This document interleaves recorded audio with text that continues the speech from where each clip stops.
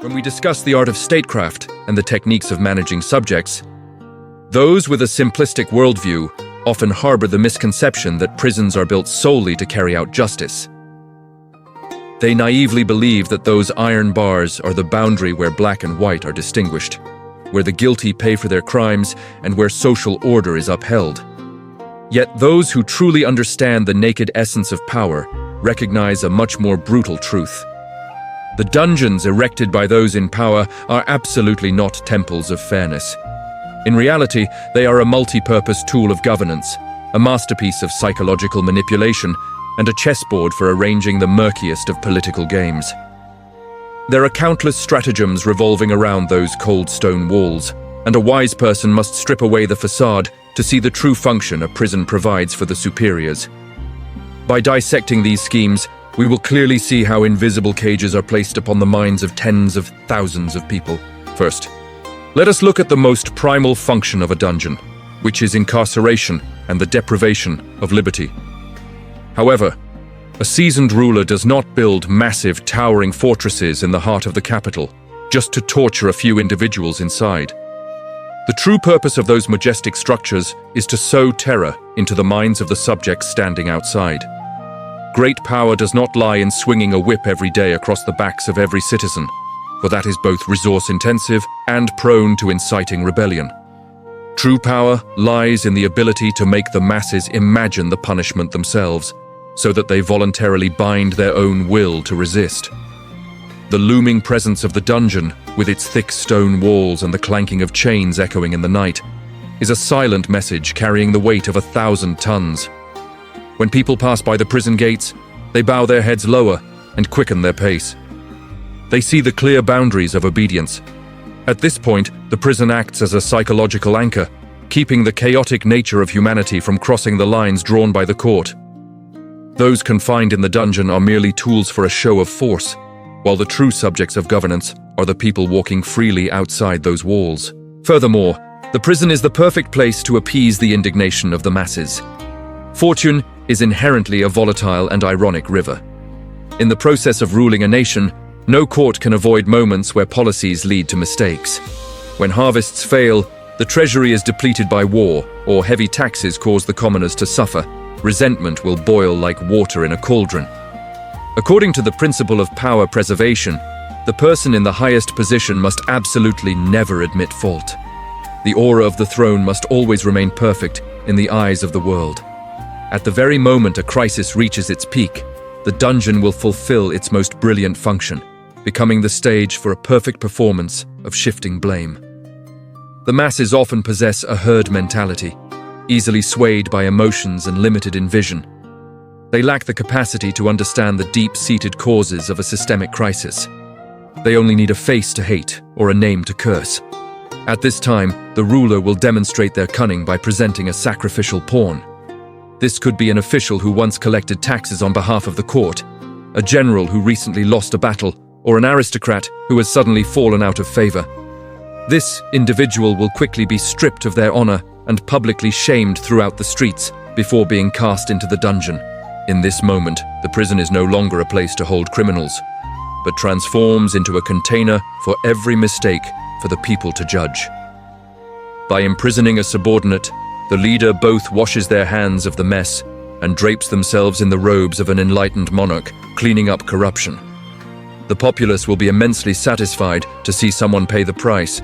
They joyfully celebrate the downfall of the one perceived as the source of calamity, forgetting to ask who truly issued the original erroneous orders.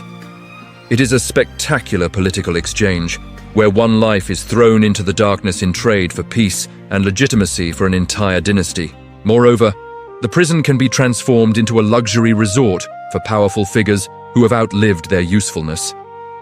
History is full of inconvenient characters, such as high-impact nobles, old allies who hold too many secrets, or subordinates who once performed great services but have now become a threat.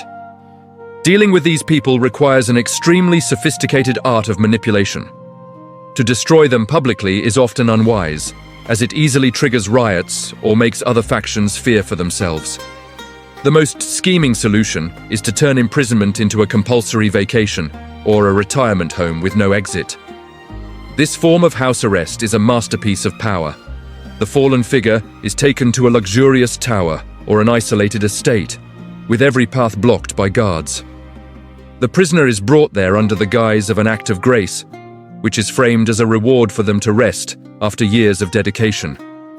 Inside, they are provided with every material comfort, from fine wine to soft beds, but they are absolutely severed from all power and the ability to communicate with the outside world. Why treat an opponent so generously? It is because luxury has the power to erode the will more effectively than any chain. Resistance usually stems from despair and pain.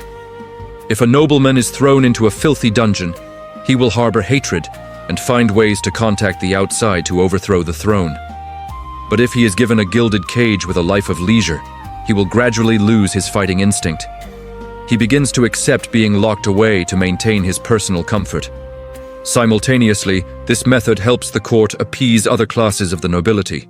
The ruler will not be seen as tyrannical, while the commoners praise their benevolence for still caring for one who has erred. In essence, this is the perfect way to turn a formidable political rival into an animated corpse, making them completely harmless in power struggles without causing any public scandal. In addition, the dungeon plays the role of a warehouse for political assets and an extremely effective negotiation tool. People look at a dungeon and see only tragedy, but a pragmatic monarch sees opportunities. Prisoners of noble birth are never throwaways. They are carefully stored gold coins. The superior uses the dungeon as a storage place for lives with diplomatic value. A member of a neighboring royal family taken hostage will ensure that peace treaties are taken seriously.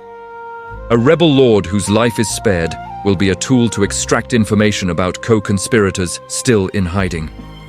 By keeping them lingering in the darkness, the ruler holds a massive lever. The prisoner is fed with a glimmer of hope, so they do not act out of desperation. Yet they are held tightly enough to always be waiting for a favor. When the times change, when the dynasty needs a card to blackmail an enemy or a witness to destroy an opposing faction, these prisoners will be brought out and used. Their lives no longer belong to them, for they are merely a type of tool serving the interests of the throne. Finally, the existence of enemies in the dungeon is a mechanism to maintain unity and social control. When the dynasty shows signs of cracking, when officials form cliques and the populace intends to revolt, the leader only needs to remind everyone of the presence of the cruel villains being held underground. The specter of betrayal and the vision of enemies escaping to sow disaster will immediately trigger the self-defense instinct of society. The shared fear of a dangerous enemy forces factions to set aside their grievances to lean on the power of the throne.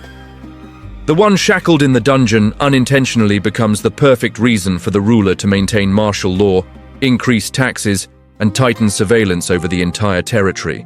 All of these things have exposed an undeniable reality. The architecture of incarceration was never designed for morality or reformation. It is the cold calculation of minds that view human beings as nothing more than chess pieces. From turning an official into a scapegoat and using silk to neutralize a nobleman's will, to using the darkness to stockpile political leverage, every stratagem aims to consolidate absolute power. An ordinary person looking at iron bars will shudder for fear of losing their freedom. But once we have understood the nature of these ploys, do we realize that sometimes it is the very moral rules and order drawn by the superiors outside those walls that constitute the largest and most fortress-like prison for the mind?